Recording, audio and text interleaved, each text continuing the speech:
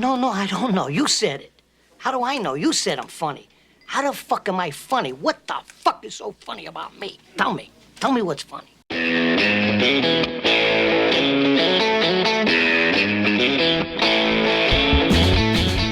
Hello and welcome once again to the Cine-Files, where we are continuing our season of Scorsese with a new, much deeper deep dive into Goodfellas. My name is Steve Morris. I'm a filmmaker and directing instructor in Los Angeles, California. Hey everyone, this is the Outlaw John Rocha, a writer, producer, and host and movie critic here in San Diego, California. And Steve, I'm super excited to be diving into this movie after so long since we did the last attempt at this movie. And so many of our listeners and our watchers have told us that they wanted us to dive into this movie and give it the Cine-Files treatment. And so here we go, man. Here we go.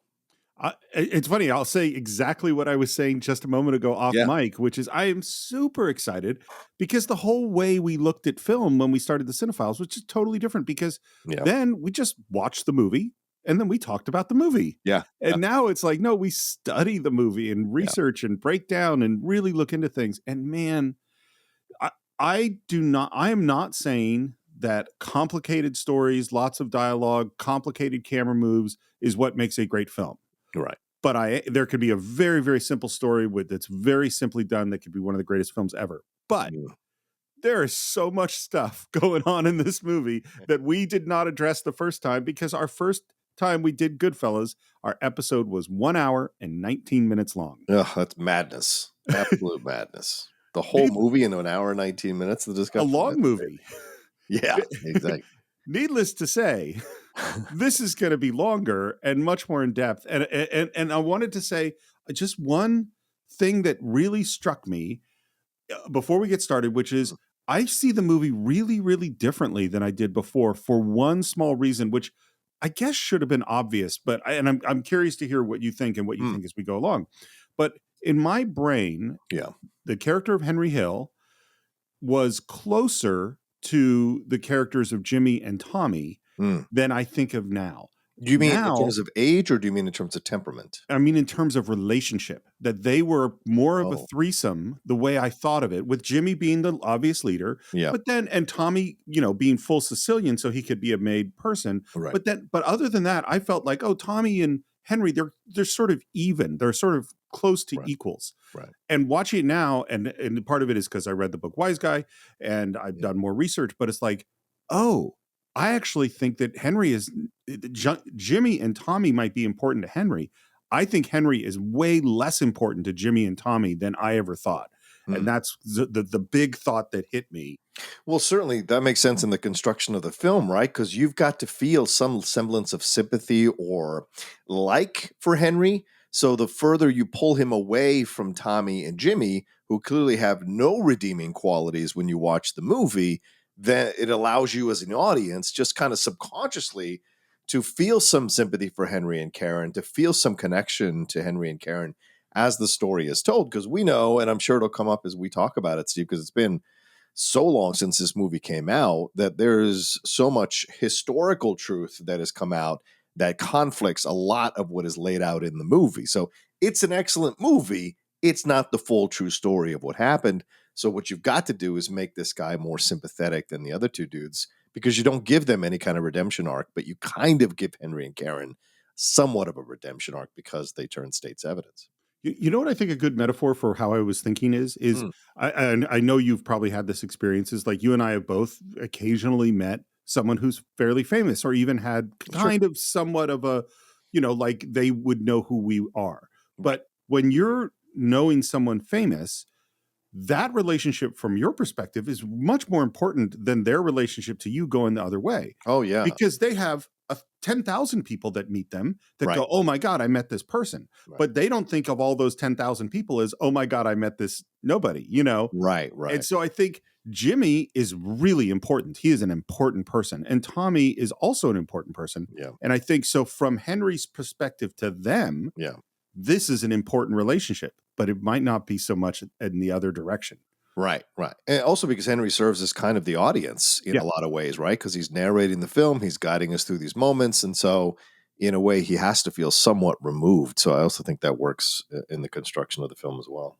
So I wanted to bring that up first, just because that was my new perspective, and I wanted to sort of, touch on that a few times as we move along. But Can I add something to your perspective real quick? yeah, I'll tell you this, watching the movie now as an older person, I'm finding a lot of the older female actresses attractive in ways that I did when I was a 20-year-old.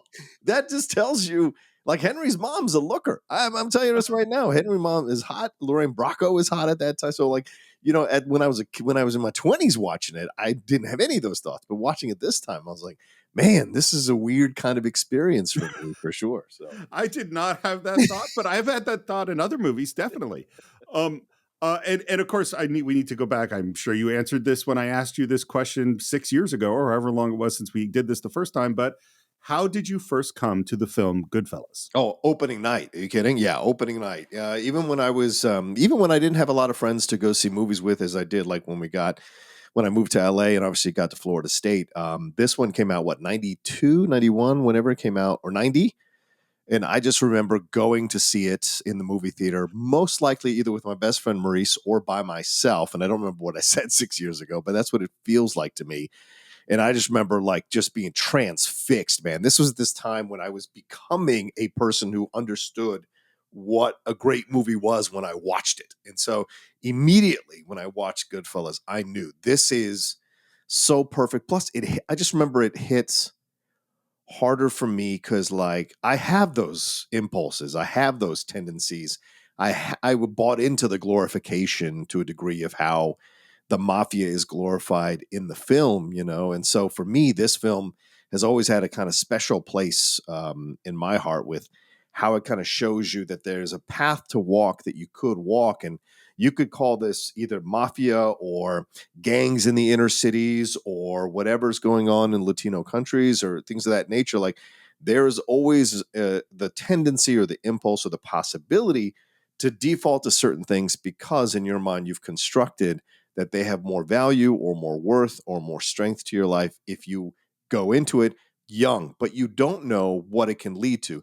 The military is almost a version of this as well. They try to grab you young so they can manipulate your mind to do certain things in the military that you would probably have much more questions about doing when you're in your 30s. So any kind of place likes to grab people young and indoctrinate them, and young and desperate, and indoctrinate them into this life. And then by the time they're in, they're too stuck to get out, Dude, that's a great point, because we so romanticize things when we're young and go and have and the military is a perfect example of, you picture the heroic movie, sure. and you're going to be that heroic thing. And the other thing about being young is it's totally impossible in your conception of your reality that you could die. Yes. Or that things could go wrong, or you could get injured, and that's fits perfectly with Henry Hill at the beginning of this film.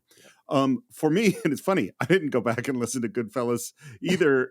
I don't remember I hope my answer is probably the same, which is I didn't see it in the theater. Yeah. Is that I remember Karen and I rented it and watched it on TV in her apartment in Lafayette, probably, whenever it came out on VHS.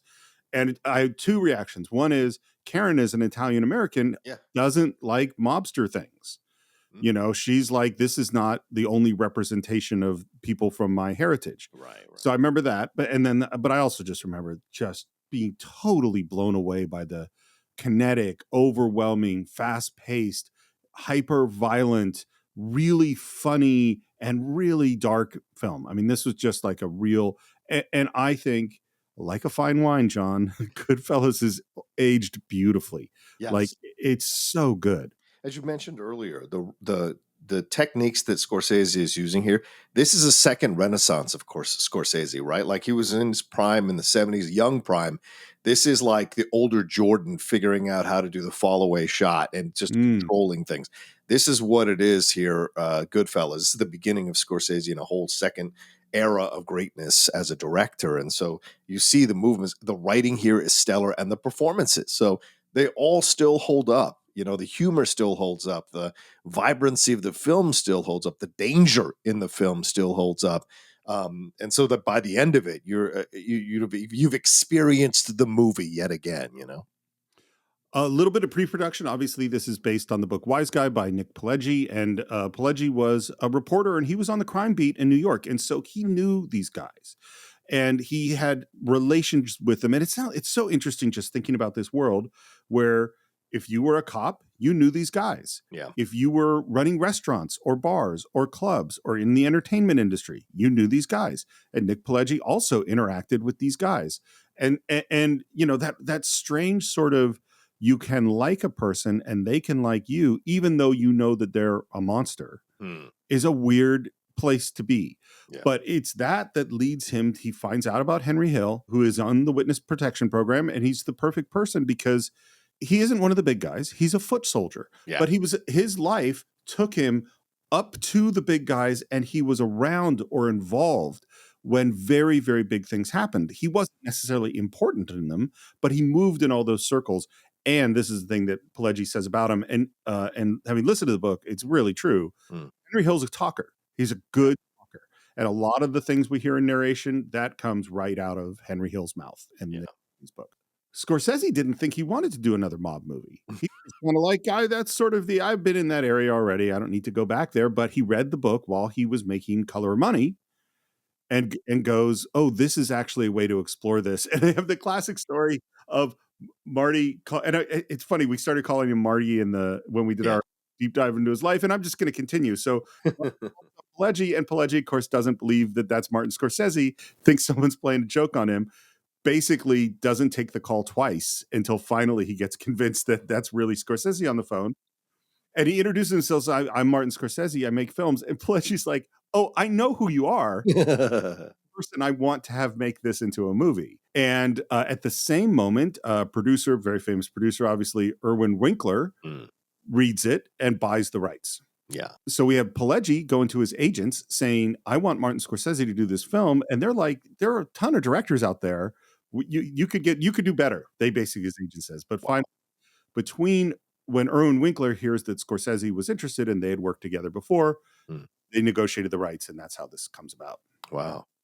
And Scorsese goes, I want to write this script with Nick Pileggi. And they start working together. And it's interesting. There was a story that came up when we did Mary Poppins. Now, you might think Mary Poppins and Goodfellas, this moment is exactly the same, which is Walt Disney goes to the Sherman Brothers with the book Mary Poppins and says, you need to find the structure of this film, go through and circle all the chapters that are ones that you think will make this movie. And they go off and they read the book and they circle the chapters and they bring it back in and they show their chapters that they've circled to Walt, and Walt pulls out his book and exactly the same chapters are circled. Exactly what happens with Martin Scorsese and Nick Pileggi is Marty goes, let's go out and figure out what is the structure of the film, what are the things that should be in the film and should not. They separate, they come back together, exactly the same list. One of the interesting things, the person that brings the money in isn't Scorsese at this moment. It's signing De Niro is what makes studios go, okay, we're going to do this. And actually, Nick Pileggi grew up with De Niro. They were sort of friends. Would you like to know who the studio wanted at first and fought hard for the roles of Henry Hill and Karen? Ooh, I know it wasn't Liotta. So I don't, Pacino, I don't know who, or Andy Garcia, maybe who was it? Ooh, Andy Garcia would have been good. Right. That's a good choice. No, try Tom Cruise and Madonna. Good God. They also went after Val Kilmer, who I could see more than. Tom Cruise. We both love Tom Cruise as a great actor. I love him. And Alec Baldwin. Oh, Baldwin, I could totally see. Yeah, especially at that time because he hadn't transitioned to Third Rock Baldwin, so he was still like young, good-looking, young. Yeah. And part of the reason that this is happening is that Irwin Winkler is 100% against Ray Liotta. Does not want him to be in the movie. I want to tell how Ray Liotta got this part in two acts. It's a great legend. So Act 1, which I had never heard this story, is that Ray Liotta, and this is several years before Goodfellas, I don't know exactly when, was at the Venice Film Festival, standing with a buddy on a balcony and looks down in the lobby of wherever they are and sees Martin Scorsese walking across the floor, runs downstairs and hands Marty a VHS tape. And that is just like, I'm a big admirer of yours. And you just the chutzpah of the actor, that kind of actor that's carrying their VHS tape with them at the Venice Film Festival to hand out to directors. That's what we did back then, I guess. Yes. Well, do you remember the guy? There was the guy, Dennis Woodruff, who drove around Los Angeles and had a car that said Dennis Woodruff that was painted all these bright colors that was always handing out his reel and his scripts. And Yeah. How did that work out? That's the thing. yeah. If you've got to broadcast it that loudly, it's because people aren't giving you the time of day. And there's a reason for that. So, yeah. So I don't know if Scorsese ever looked at the VHS tape or remembered Ray Liotta. Ray Liotta remembered Scorsese. The way Scorsese first heard about him is Robert De Niro had watched Something Wild. Oh, yeah. Good and film. said, you got to check this guy out. Yeah. And Martin Scorsese was like, this is an interesting guy. And then Ray hears about Goodfellas and he starts petitioning. He wants to be a part of it. He's not even thinking about playing the lead. He's just thinking, I want to be part of this movie and I want to work with Scorsese. And Scorsese is thinking him for a lead. And Irwin Winkler says, absolutely not. No way. And I will leave that story for now and we'll return to it at a later time. Okay. So he was supposed to they're working on the script together. It's going really well. And the script is, and you can see images of this in like the Blu-ray, and I'm sure you can see them online, is so many details written in the margins by Martin Scorsese that say the name of a song, a camera move, a little sketch. I mean, this is such a well planned out movie, and they're getting ready to go. And then suddenly the movie that he wanted to make more than any other that had been canceled 4 years before suddenly has funding again. And he stops work Goodfellas entirely to go off to make Last Temptation of Christ. Right. One other person we should mention is Barbara DeFina, who is started out as an intern working in the industry, worked her way up to becoming a producer, and married Martin Scorsese in 1985. And divorced in 1991, right after Goodfellas, and continued to work with him as a producer after the divorce on several movies. Yeah. I think this is where he gets together with Illeana Douglas, who has a very smart part in the movie. Yeah. Yeah. And it sounds like, and we'll get to it when we get sort of to the end of all this, but it sounds like she pretty much got screwed. Oh, no. Okay. Yeah. They did lots of rehearsals. De Niro was shooting Were No Angels with Sean Penn at this time. I've never seen that. Yeah, it's all right. It's an all right remake of a much better film. Him and Sean and Demi Moore, I think, are in the movie.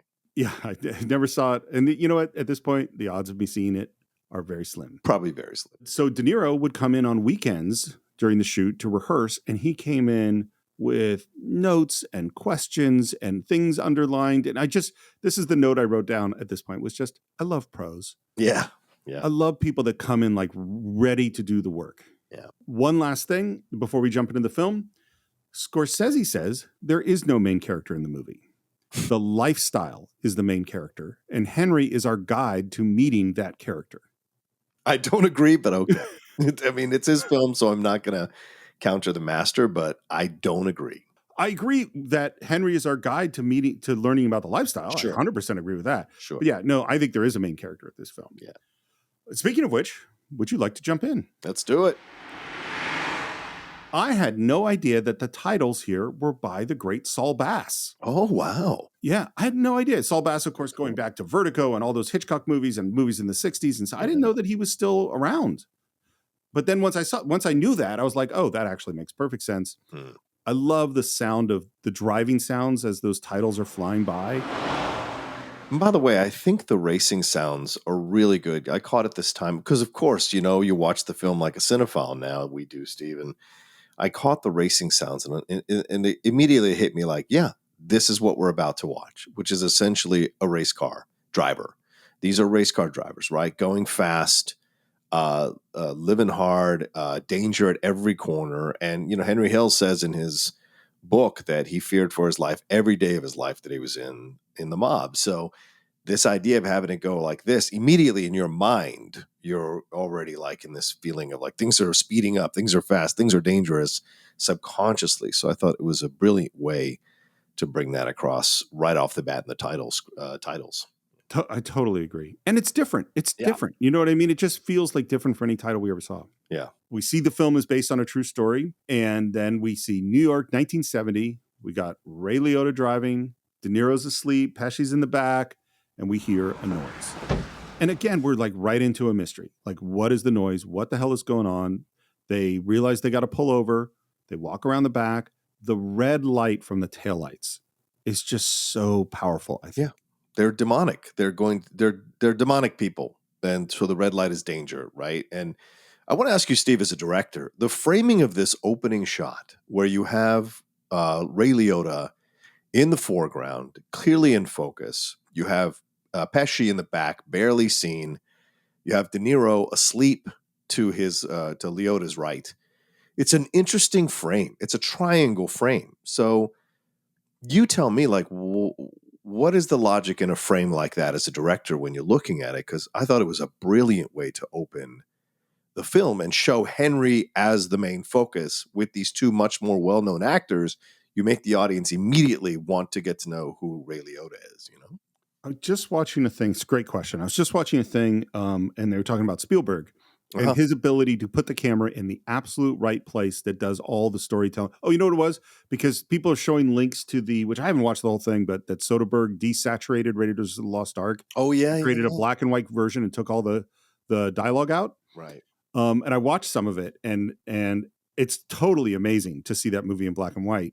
But the point that was being made, as someone was talking about, is Spielberg's ability to put the camera in the right place. That's an interesting shot that gives you all the storytelling. And I totally think that's what's going on here, is that Henry Hill, Ray Liotta, is going to drive us through this movie. He is going to be our guide. Good point.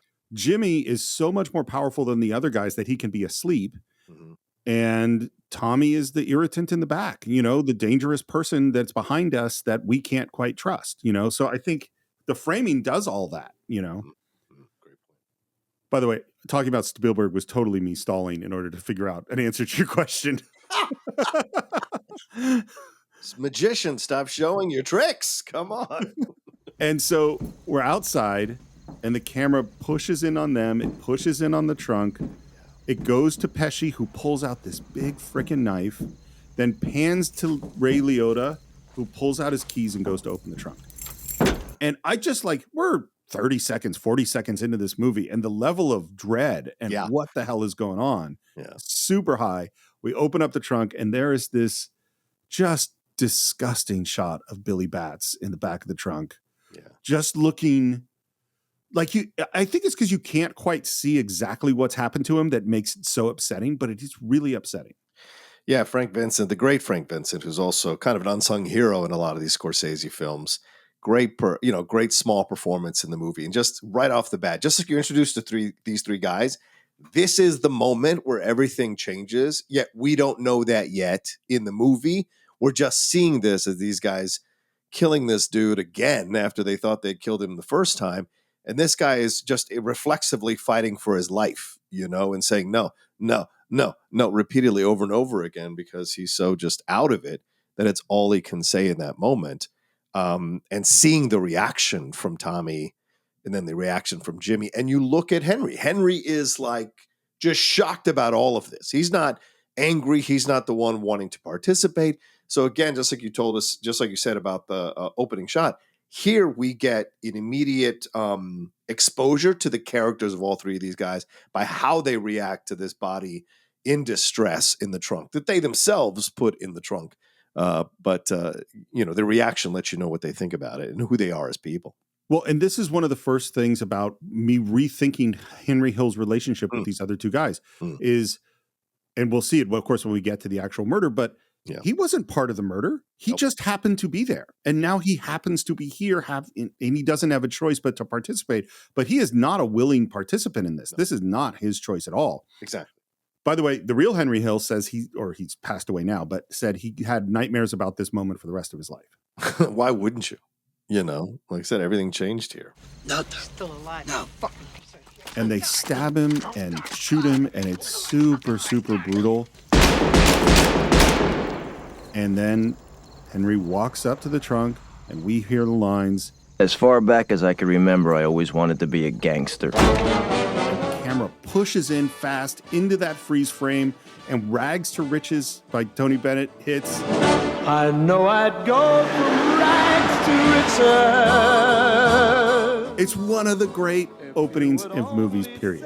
100%. Top 10 greatest openings in any movie ever. Because like we said, immediately you understand who these three characters are. You're immediately shocked into understanding what kind of movie this is going to be. And boom, that beginning with such a great song from Tony Bennett, who of course had his own connections during that time. I think it's just a great start, and it doesn't allow you to like be in this moment of dread because you've got a song like this that takes you right into the rest of the film here, and the idea of the theme of the song, which is rags to riches, which is like achieving your dreams. And so you have Ray Liotta saying, as far as I can remember, I wanted to be a gangster. So in a way, it's like kind of the uglier side of the dream, someone who's wanting to be something that is violent and kills and hurts people. That's his dream. So, the song doesn't specify which dream, but it is a dream itself. So you see that from Henry and Ray Liotta's voiceover. You know what it reminds me of? And I've never heard Tarantino say this, but it's the opening of Pulp Fiction, which is that what's her name stands up and says, "Any of you fucking pricks move, and I'll execute every motherfucking last one of you." Because it's thrilling. Yeah. The way the music comes in is, so we've seen this total brutality, just disgusting thing. And this is the seduction of Goodfellas. Yeah. Is that then we're going to have fun. Yeah. Like it is just a thrilling, exciting moment. Yep.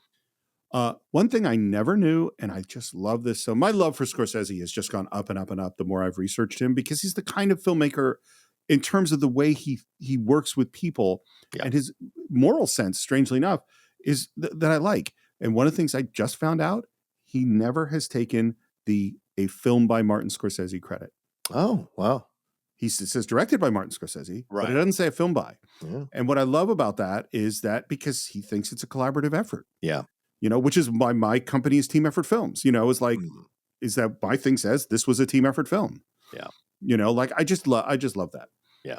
We go to a close-up of an eye, and we're going to meet now young Henry Hill, which is played by Christopher Cerrone. And he says, To me, being a gangster was better than being president of the United States. That is a hell of a line. And we see him just looking out the window at the world on his street. And you know what I thought about was something we talked about when we talked about Scorsese's life is who was he as a kid? He was a kid who looked out the window. Right. Because he had terrible asthma and he wasn't participating. And then I looked up and I was like, I wonder how old Henry Hill is.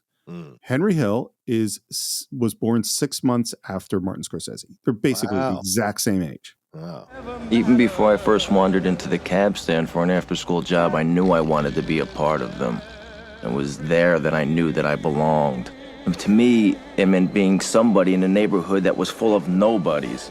Yeah, and this is where I think, and I'm going to challenge some of our listeners and our viewers in this moment, because this is glorified gangster stuff, right? We hear Ray Liotta, but we see a younger version of the Ray Liotta character there, and it's a perfect casting. That kid is charming, good-looking, wide-eyed, innocent-looking, got a great smile, seems like a kid you'd love to know. So immediately you like Henry Hill, right? This is all smart casting. You immediately, Ray Liotta at the beginning, not taking part of the murder. And then boom, we see this young kid with blue eyes and just has a great smile in all of that. But the way he's talking about the life of being a gangster, of how much he wants it, people may not want to hear this, but this is what has been happening in inner cities for numerous decades. That people look at gangs in inner cities the same way that you would say Italians looked at, or people who lived in the Italian neighborhoods looked at the mob and wanting to be part of the mob. Yet somehow we revere the mob in a different way than we revere gangs or profile gangs. Yet both of them are involved in crime. Both of them kill. Both of them do terrible things. Both of them hurt women. There's no difference. It's just that we have glorified the mob to have this kind of nobility, for lack of a better term, and have looked down on gangs and even cartels to an extension. And I think that comes from, to me, in my opinion, it comes from a racist point of view. And so we see that there's a difference here, right? And I ask people who are listening or watching, before you get mad and scoff at another Rocha take, actually take a moment and look at that and see, like, why do I enjoy these gangster films? But when I watch films about gangs in South Central or whatever, or Boys in the Hood, that really unsettles me, because they're literally the same thing, And so this is a thing to consider. And you can even make extension with Yakuza. You know, I'm getting into Tokyo Vice, the series on HBO, and I'm going to get that book from Edelstein, which is essentially him being a part of the Yakuza for a while as a reporter. And I want to read in depth what he was able to experience. And the same things are going on with the Yakuza that were going on with the mob, that are going on with gangs, this kind of approach. So to me, they're all similar. They just happen to be different ethnicities or different locations in the economic strata, you know. I couldn't agree more. I think it's a great point, and they're exactly the same. Of course, they're the same. Yeah. You know, they're committing crimes.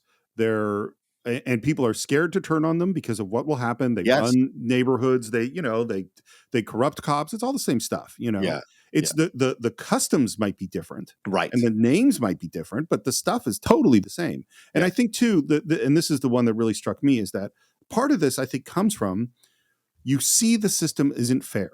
Mm-hmm. You know, like you see your dad or whoever it is working 2 jobs and never getting ahead and never getting anywhere. And then you look out the window at these guys who are getting somewhere. They weren't like anybody else. I mean, they did whatever they wanted. They double parked in front of a hydrant and nobody ever gave them a ticket. In the summer when they played cards all night, nobody ever called the cops. And you look at that and you compare that to what he calls, you know, the nobody losers. Yeah. And you go, oh, those nobody losers will never, the only way to get ahead is by following these guys. They know what the deal is. But the problem with it is that by skipping all these steps and becoming these criminals, they become part of the system that is stealing from the nobody schmucks who are trying to get ahead. Exactly. Just like the government is, or your boss is, or the people that are, you know, like the elite and all those. Well, the mob is just another group of people that are pulling money off the top and keeping other people down. Exactly. Yeah. Yeah. I love the moment when this big fancy car pulls in, we see the shoe come out, and the detail that the car rises up on its shocks. And that is right out of the book.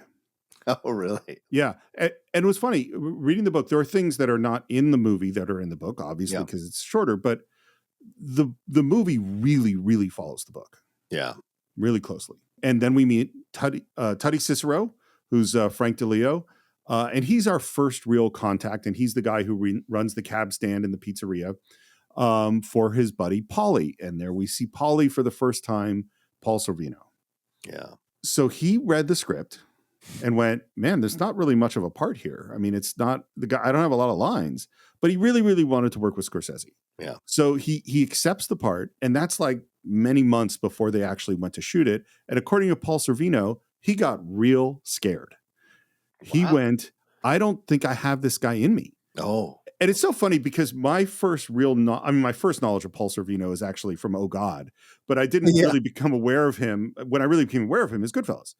So in my mind, this is the first thing I think of him as. But if you hear him talk, he describes himself as a poet and a singer and a sculptor. He's an artsy fartsy guy. Yes. He's like the farthest thing from a gangster. And he says he's a big softie. And he says he had read The Godfather and loved it. And before the movie had been announced, before any casting, he says he knew the only human on the planet that could play Don Corleone is Marlon Brando, because he's the only person who could have that level of power in silence. And he went, I don't have that.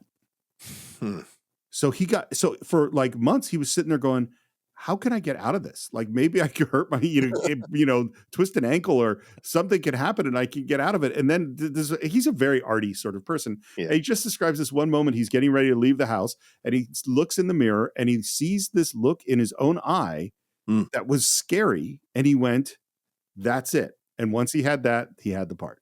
Reminds me of the Tim Roth monologue in Reservoir Dogs when he finally gets that right looking in the mirror. Yep. Fucking do this, and then walks out. Yeah. And he does exactly what he says. He holds so much power in his silence. So great, dude. Such a great performance in this film. Yeah. Paulie might have moved slow, but it was only because Paulie didn't have to move for anybody. And Mom was okay with him having the job when he found out that Paul Cicero's family came from the same part of Sicily that her family was from. Yeah. Because Henry Hill is half Irish, half Italian. I was the luckiest kid in the world. I could go anywhere. I could do anything. I knew everybody and everybody knew me. The thing I think that's really impressive about this young actor playing Henry Hill is you can kind of see both his competence and that he's got steel in him. Yes. And you could see that the mobsters recognize that and continue to give him more responsibilities. Yeah. Apparently, he had to have 2 phone books to sit on in order to drive a Cadillac when Henry Hill first started parking cars at the cab stand. Every day I was learning to score. $1 here, $1 there. I was living in a fantasy. It's a fascinating film to watch in tandem with A Bronx Tale, the De Niro directed film that he did, because a lot of the stuff that Henry is talking about here, the kid says to De Niro when he's having these idealistic fantasies about Chaz Palminteri's character, right? And De Niro is kind of it's a fascinating thing because De Niro plays Jimmy so well in this movie, and when he plays the father character in Bronx Tale, he's almost like what Karen's has said, like he's countering it, going, no, there are plenty of us hardworking Italian people who didn't get sucked into this mob, who didn't take the easy way out, and we're not suckers. We're not, because I think the kid says that to him at some point in the movie, like, the working man's a sucker. And he's like, we're not suckers. We get up every day, have him get up every day and go to work and deal with all the bullshit and come home and try to put food on the table. Well, he takes the easy way out, and he rules by fear. I'm trying to teach you through love. And so it's a great counter to what you're watching here in the movie, because of course you're caught up in this young kid, and the young kid would idealize this, right? He's like he said, they took care of me. He's about to say, like, at one point the kids took my mother's groceries to her house out of respect, and so he's feeling that. And as a young person, when you're coming from a working class family, sometimes it can be hard to feel like you matter. It can be hard to feel like you have any respect. Certainly that was my experience growing up. We barely had any money when I was growing up. We didn't have a car for the first 2 years that we lived in this country. And I know it was really hard. And so I've always fought for respect or attention or my due. And so when I see that happening and the way he's talking about it, I can understand it. Just like I can understand sometimes kids in poor areas in the inner cities get involved in gangs because they see the possibility of having status or being important. And that's a human thing. It's a human desire to feel important, to feel wanted, loved, respected. It's part of it. You just don't see the other side of it at that time when you're young. Well, and I would say in general, we don't get to pick the things that society deems as status worthy. Yeah. We're not in charge of that. Yeah. And so if society says having the nice car, the nice clothes, or being the guy who could beat someone up gives you status, then that's where your status comes from. Let me tell you something. If there was a bunch of stock traders running gangs in inner cities, you'd be a bunch of poor kids becoming stock traders. It's just about what you're around sometimes. Doesn't mean everybody falls into it, but you can understand why people do, especially at young ages, where they're easily influenced. And I wish more people understood that and accepted that and saw things that happen in places like that through a little bit more of an understanding prism. Well, as a nerd who grew up in the 70s, 80s, 90s, nerds were at the bottom of the barrel status-wise. Good point. That ain't true anymore. No. Because nerds became some of the most powerful people in the world, and suddenly you did get status. Well, and the other thing I would say is like that. I'm really glad you brought up the idea of those people. Working stiffs are suckers. Yeah. The only reason they're suckers is because these other people are cheating. Yes, of course. 100%.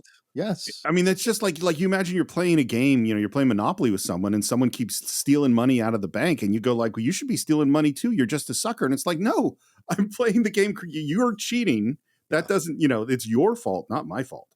That's why I hate that term. If you're not cheating, you're not winning. And you're not winning or you're not playing. And it drives me nuts, Yeah, I mean, I certainly understand if you're playing a sport at a high level and you can get a little hold in without the ref seeing it, you're going to do that because that's the game. I totally get that. Yeah. But there are levels of cheating that are not acceptable, 100%.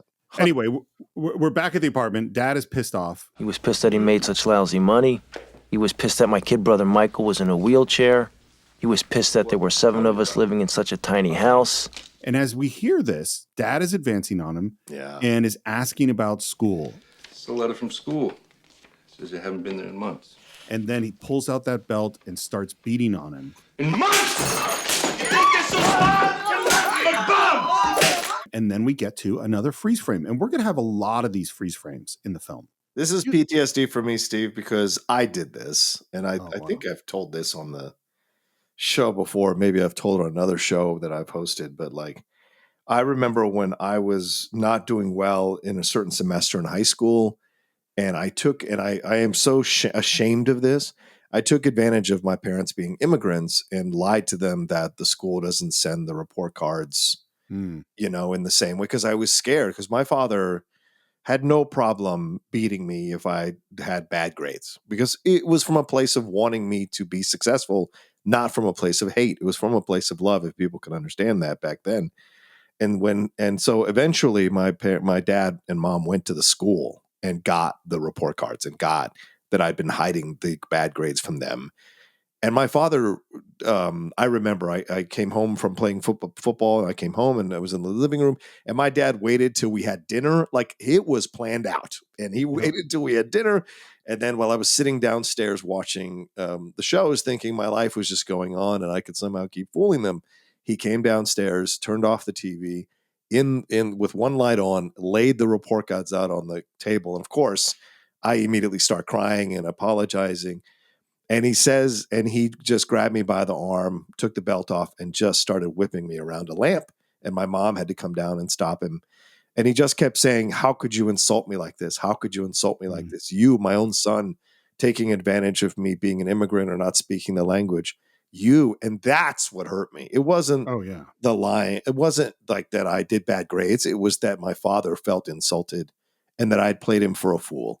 And so, those are the things things you are scared of, and you do. So when I'm seeing him beat Henry, although it looks bad, you can understand his father's beating him because his father doesn't want him to go down this path, because he knows where this path's going to lead, and he loves his son. So although it's a scary thing to witness, fathers from back then did that kind of stuff out of a place of love, So it has PTSD for me every time I watch that scene, It's funny. It's not funny. Haha. I'm not laughing at your experience, but the thing that you took from it is the opposite of what Henry takes from this, because you heard, you looked past the physical violence, to hear the actual message from your dad, and felt it deeply, whereas Henry goes, he was mostly pissed because I hung around the cab stand. He knew what went on at that cab stand. And every once in a while, I'd have to take a beating. But by then, I didn't care. The way I saw it, everybody takes a beating sometime. Right. And this is what you talked about earlier, that the kid has steel, Oh, there's steel. Yeah, definitely.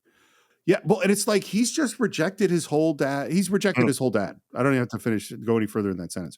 Yep. We come back. We're back at the cab stand. He's talking to Tutty. His face is all bruised, and he's trying to get out of deliveries because of what his dad did. Yeah. And his nice mob friends are going to solve the problem for him. Because we go out, we're looking at these guys. Henry, they ask if that's him. Henry goes, no, points to someone else. Mailman. They grab the mailman. They throw his head into a pizza oven. We also get a character from The Sopranos that we see in the background. Right. Yeah. Which is Tony Sirico is there. Paulie Walnuts. Any letter from that school to that kid's house comes directly here. You understand? Yeah. If another letter from that school goes to that kid's house, in the fucking oven, you're gonna go ahead first. And I love the voice over here where he says, like, no other letters came to the house, so much so that the mom had to go and complain to the post office. So what I try to figure out, like, I don't know how I feel now at this moment. What is it that you feel as you watch them do this? You know what? I always love this scene because, look, I feel bad for the mailman for sure, but it isn't played in a brutal way for the mailman, although his head does go in an oven. It goes in an oven. It's fair. The guy is so just shocked. I love the way that they wait for him. And then when they grab him, he's like, hey. And then they take him in there, and then he tells him. And Tutty is so chill that it doesn't have the same kind of menace as maybe if it was Tommy. I think I would have been more scared, but Tutty seems kind of harmless in a way. So he's just telling the guy, no letters. If it does, then your head goes in the oven, and that's that. And the scene ends on the freeze frame and then Henry's voice over there. So it has menace, but doesn't have quite the real, like, a Tommy menace that it would have if it was him. So I think it's a funny scene for me personally. And I don't know, I might not have minded that if I was a kid, Of course. I mean, you just got beat up. Well, so I think one of Scorsese's gifts is, how do I put it? One of his gifts is to say to you, you are not who you think you are. Like that's what he's saying to the audience, because he does make us enjoy things that we should not enjoy. 100%. And the reason that we can enjoy things that we should not enjoy is that we are in denial about who we as humans actually are some of the time. Right. You know, because it's thrilling and it's fun. And if you and this is all of Goodfellas, really, is like you take a little step back and you're like, oh my God, this is horrible assault. I mean, this poor mailman is going to walk around for essentially the rest of his life, being scared that by doing his job he's going to get killed. Yeah. You know, I mean, what's happening is horrible, but the way it's happening, and as we're seeing it through Henry Hill's eyes, thrilling. Right. You know, and this is where he's effective, as opposed to what we see some people defending Killers of the Flower Moon, saying that Scorsese was turning the camera on us or turning, like, it's 2024. We've seen many, many films that have already turned the camera on us and on what white people did to Native Americans. We didn't need another film that told us that.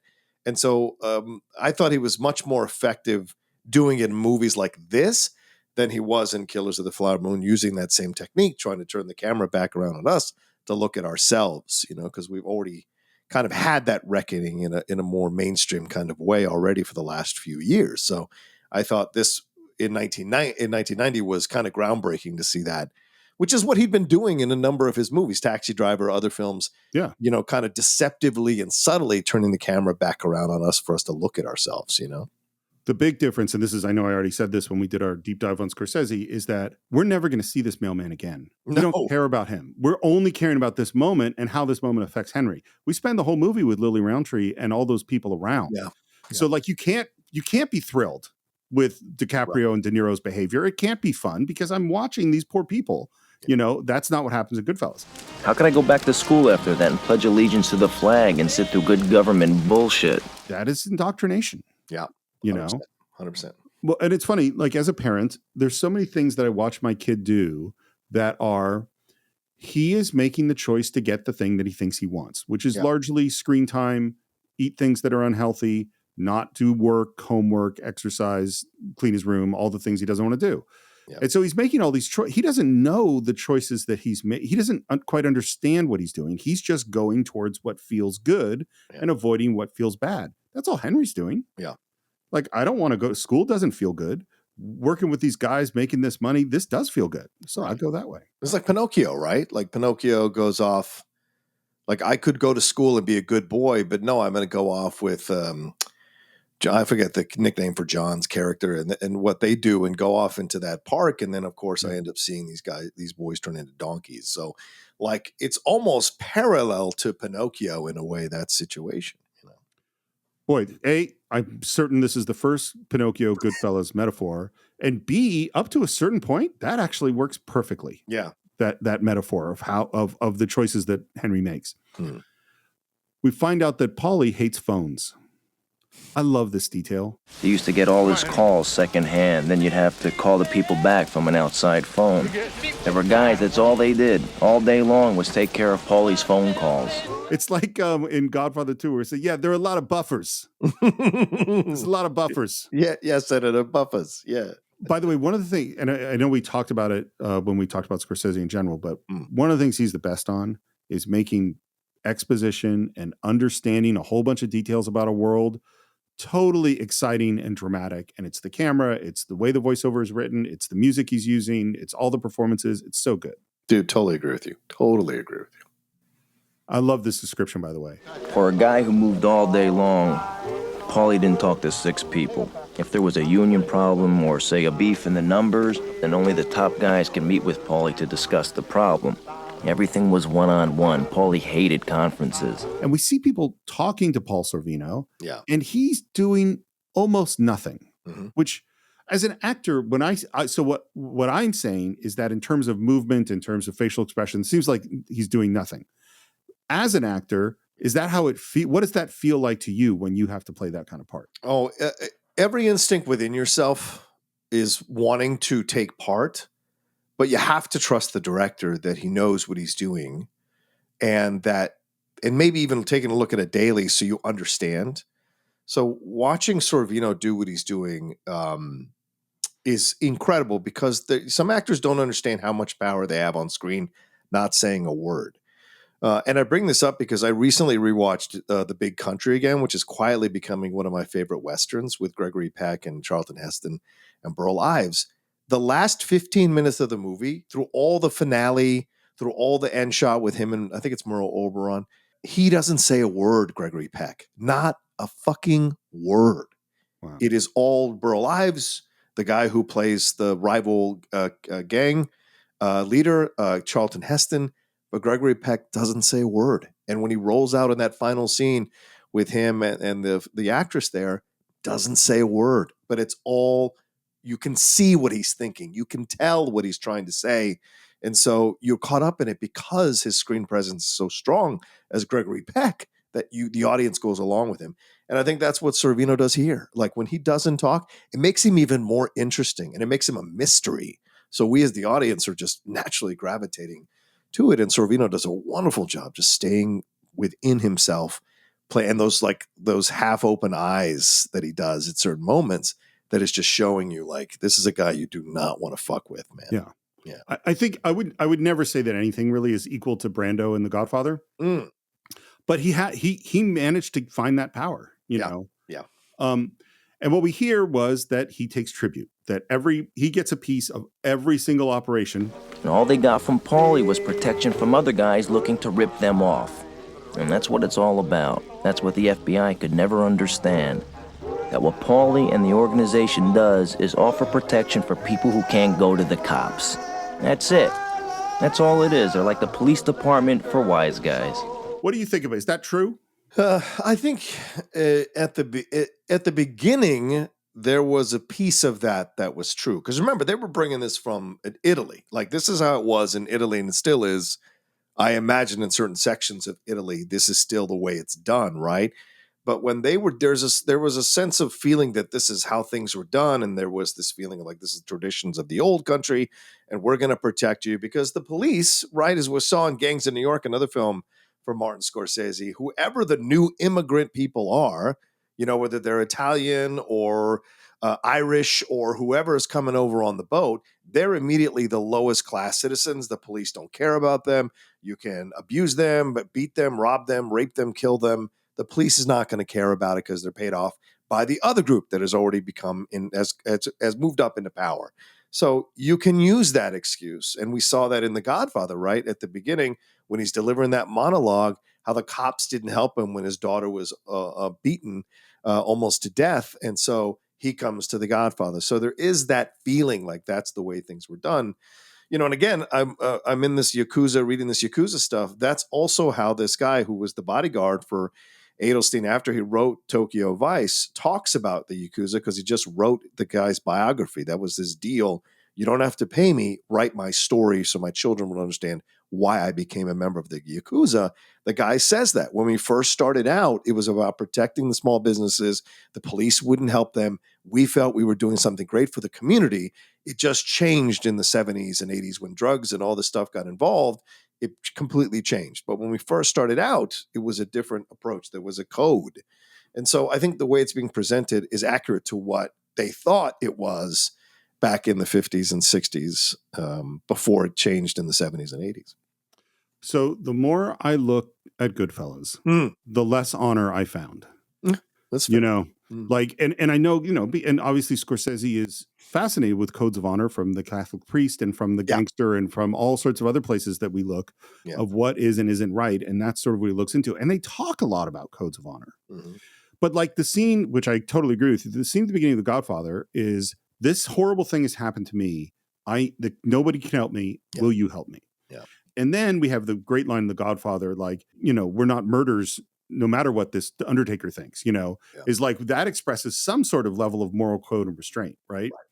There's nothing like that in Goodfellas. Like there, and the fact is the only people that we see that people need protection from is them. Yeah, exactly. Yes. 100%. Right. So like it's, and whether or not, but at this moment for young Henry Hill, his status is just going up and up in the community. Yeah. You know, people are carrying his mom's groceries home. The baker gives him free bread. He doesn't have to wait in any lines. And as we're hearing that this is happening, we're seeing young Henry Hill commit arson and blow up all these cars. Yeah. which, by the way, was a rival cab stand that had opened up in the neighborhood from some hardworking immigrant who was just trying to get ahead in the U.S. Yeah. And they gave him a few warnings. You can't operate near our cab stand. And he didn't listen, and they burned down his whole operation. Yeah. So you see that, right? As you said, you don't see these moments of nobility that Henry is talking about. And I wonder when you do voiceovers like this, it is Henry Hill telling you the story, but we're seeing him as a 15-year-old or 14-year-old, however age he is when we're seeing these sequences. So do you think that's the 14 and 15-year-old saying that, or is that Henry Hill saying it in retrospect, like in his 40s? What do you think when you hear a voiceover like that and you're seeing a kid kind of dialing into this life? First of all, what a great question. Because first of all, it's a directing question. Mhm. Like that's like if I was talking to an actor, that's a question I would be thinking about. Mm. I also go one thing, just so you know, when they did the voiceover, Martin Scorsese, and they did it right after they'd shot. Mm. He had someone sit down in a chair directly across from Ray Liotta and said, "You need to tell him this story," which I think wow. is a great bit of direction. Yeah. And what I think, this is what my real feeling is, and part of it comes from reading the book, and part of it comes from learning more things about Henry Hill after. Mhm. He might be pretending that he doesn't still feel this way in his 40s, but he still feels this way. Yeah. That's my feeling. What's your feeling? Yeah, I think so too. I think he, because the book, if it's from the book is trying to make you care about this person. Yeah. How do you make someone care about the person? You have to show him as a multi-dimensional person, and you have to have him like convey what I was thinking, the idealistic glorification of this life that I was seeing it as, so you can have sympathy. Why? Because we've all been there as a young person in our teens and idolized somebody who was more successful than us, whether it's, someone like Taylor Swift now, or a great actor, a great politician, a great businessman, whatever your feelings are.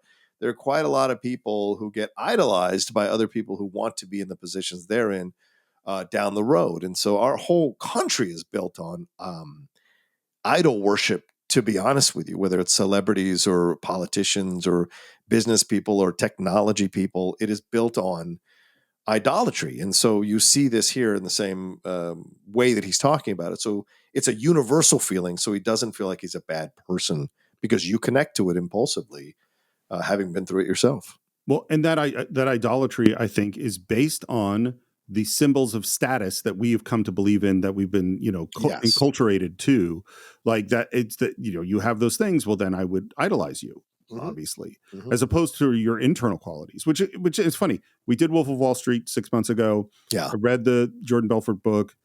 I hate him, like it was very obvious that I really disliked that guy when we did that podcast. Yes. And just to put my bias on, or really to expose the thing that I was saying about Scorsese before of you are not who you think you are.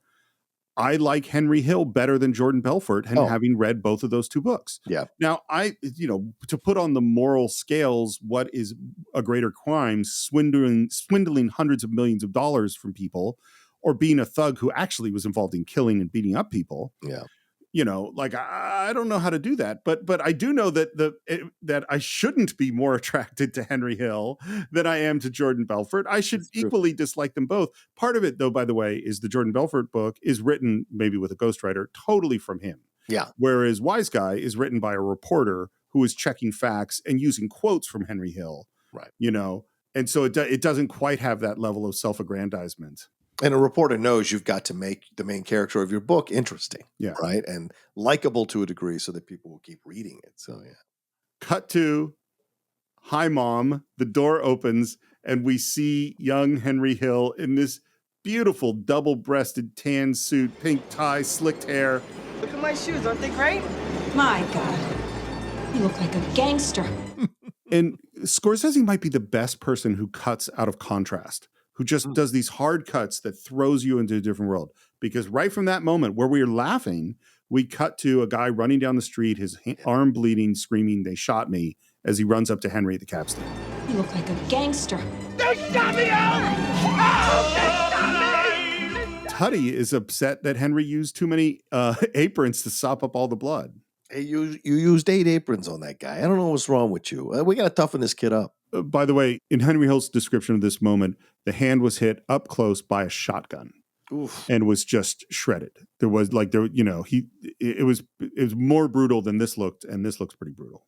Yeah, but again, this is a great scene to work on you subconsciously to like Henry, right? Because his impulse, yet again, in this moment, is not to, because you hear Tutty say in the background, close the door, close the door.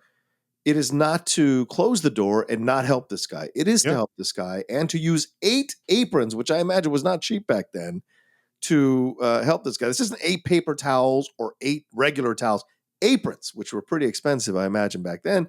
So, he was doing this because he has a good, what you would think, a good moral compass within him, even though he's about to go in, or he is in the mob. So it's just an interesting moment to make you care about this guy a little bit more. So Scorsese definitely putting these scenes in that are going to make him look more attractive to the audience as the story goes along is really smart, man.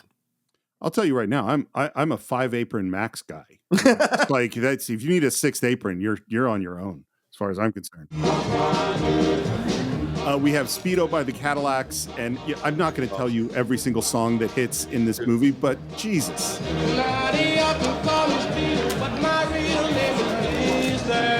So many good ones, and he writes it down in the script, and often he'll play that song on the set because he's 100% sure of what he's going to use.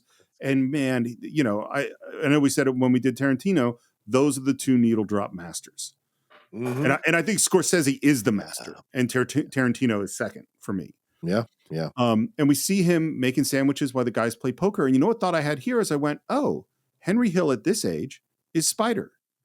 Yes, absolutely. He's doing exactly the same job. He's bringing drinks, he's making sandwiches. And as we're moving through all these wise guys, we hear, it was a glorious time. The wise guys were all over the place. It was when I met the world. It was when I first met Jimmy Conway. Jimmy Conway is based on Jimmy Burke and was a really big criminal. And they changed the names of him. They changed Paul Cicero because these people were coming after them, not violently, but for money. And they're just like, we just don't want to pay these people. Yeah.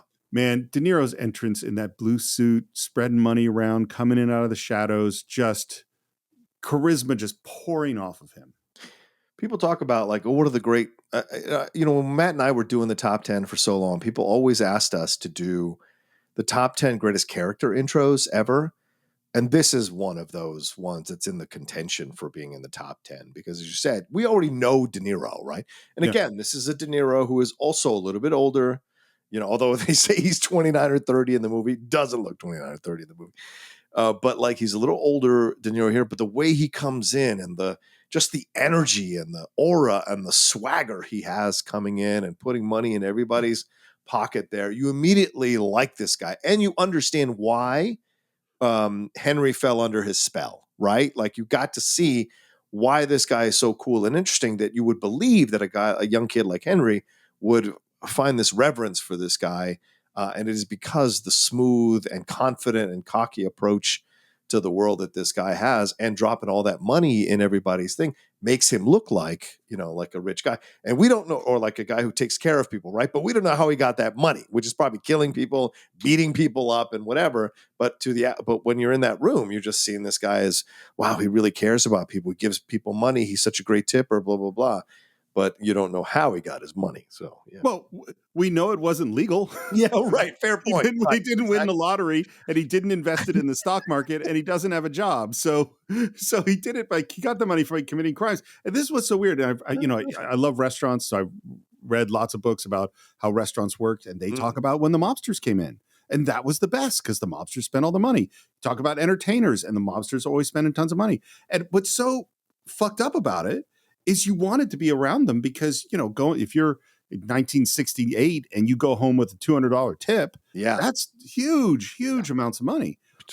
But the reason that they have that money is they're stealing it from schlubs like you. So everything would be better if they weren't spreading all this money around. And I also go, and this, I know this came up when we talked about Goodfellas the first time. Mm-hmm. The way these morons spend money is so stupid, for me. Because it's like you're just going to have to commit more crimes and you're going to get caught. Like they actually could live if they lived like not Meyer Lansky, but whatever the character in Godfather 2 lives. Oh yeah, Hyman Roth. Hyman Roth live in a nice small house. You could have millions. You're safe. You know, like that. That's the way to. You know, like I don't think Michael Corleone was spreading money around like Jimmy Conway is. No, he's smart with his money. Yeah. But he comes in with all this energy, orders a 7 and 7 from Henry. And when Paulie introduces him, he slips Henry that $20 bill into his shirt pocket and says, keep him coming. See, Jimmy was one of the most feared guys in the city. I mean, he was first locked up at 11, and he was doing hits for mob bosses when he was 16. See, hits never bothered Jimmy. It was business. So right there, and from everything I've read about Jimmy Burke, this is a truly scary guy. Yes. 11 years old, though. Jesus. Yeah. Well, he had been in the foster system and had some really, really bad experiences in the foster system. And he just learned the lesson of, I got to be tougher and harder than anybody else around me. You know, yeah. This is not the guy you need to be having as a father figure in your life. But what Jimmy really loved to do, was steal. I mean, he actually enjoyed it. Jimmy was the kind of guy who rooted for the bad guys in the movies. Which I think is a great line because that's what we're doing right now. Yeah, true. Very true. And we see him taking licenses from truck drivers. And I love the little details. One of the details is that he takes the license and looks at it. And it's like, now I know where you live and I know who you are. So that's a threat. Yeah. But then he also slips a $50 bill back into the wallet when he hands it back to the driver. Yeah. That's a bribe. You know, we got a carrot and a stick put together. And all of these guys ended up working for Jimmy Conway. Henry, come here. Say hello to Tom. Hey, how you doing, Andrew? We're just going to be working together. Young Tommy, which is Joseph D'Onofrio, which I couldn't find out. I don't think he's related to Vincent D'Onofrio, but it's such an unusual last name. I didn't find anything that said they were related, but yeah. And this is obviously a really important meeting between Henry and Tommy for the first time. You know, we see them bribe the cops, and now we see Henry and Tommy out selling cigarettes. Whoa, what do you think you're doing? Oh, it's all right. Why, will you get permission from your mother? How many pounds you need? What? Where'd you get those cigarettes? Get him out of here. Get him out of here. And Henry, whose whole experience has been the mob controls everybody, is just like, no, it's all right. And he says, no, it's okay. You don't understand. We're all cool. And they grab him. I love the two guys' reactions. They're both, oh yeah, is it all right? Is it all right, bro? Yeah. But seeing Tommy, I mean, Tommy, the move here, and by the way, he was also, the same actor was also in Bronx Tale, but seeing him move like slowly around the car and then, you know, take off, it's just smart. Like as soon as he hands the cigarettes over, he looks over, he sees, he knows, right? Because Tommy is more world weary than Henry. Tommy has been, you know, Henry's kind of coming into it kind of new. This kid is Irish, half Italian kid. And yeah, he's been doing little things for them, but like actually understanding who the cops are, who these agents are. Tommy's clearly been picked up a number of times. So he knew immediately by the look of these guys who they were. So having him move around the car and then take off to tell everybody what's going on, I thought was funny. Well, and this is part of my reframing of the movie in my mind, because in my mind, we've been with Henry, and then Henry is with Jimmy, and then Tommy joins Jimmy. Yeah. So it seems from the way the movie is happening that Henry is working with Jimmy long before Tommy, and Tommy is the later addition. Mm-hmm. But what I actually think is that Tommy was born to this world. Yeah. He was in it from the very, very beginning. He's a known quantity. Henry has been slowly working his way in and has only now been allowed to meet Tommy, who way outranks him. Yeah. You know what I mean? Right. But Tommy runs up to Tuddy and says, you know, that Henry got pinched. Yeah. And we're suddenly in court again, man. Scorsese's ability to just propel us forward. It happens real fast, and we see little looks between the judge and the lawyers. Yep. Like adjusting ties and things. Yep. Yeah. And they let him out. Congratulations. Here's your graduation present. I think this is such a great twist on what your expectations are, you know? Yeah. And listen, again, this is where Scorsese is a master at where he puts the camera, especially with De Niro, with Jimmy, that character of Jimmy, right? The angles with which he shoots De Niro, when De Niro does that thing that everybody makes fun of with De Niro, like, hey, you kept your mouth shut, you know, the angle look that he does, the angle thing that he does. First, when we see Henry meet him for the first time, does the same thing to him by putting the money in his pocket and telling him keep coming. It's the same angle, and boom, this close up here, same thing, right? He's like kind of intimate, And De Niro has that energy when he has that angle on his face to get you to like believe everything he's saying and have you want to be liked by this guy. So you understand again why Henry, falls under that spell. I thought you'd be mad. Man, I'm not mad. I'm proud of you. You took your first pinch like a man, and you learned the two greatest things in life. I think this is critical to the movie. Mm-hmm. Never rat on your friends, and always keep your mouth shut. And it establishes, it's so funny because, like, I think this is perfect structure in that it establishes, plants, what is the big conflict? You never rat on your friends. Right. That is, you never say anything. You never talk to the cops, which is what he's going to do in the end. Like, and so this movie comes about, what does it take for Henry Hill to go from the guy who would never rat on his friends to ratting on his friends?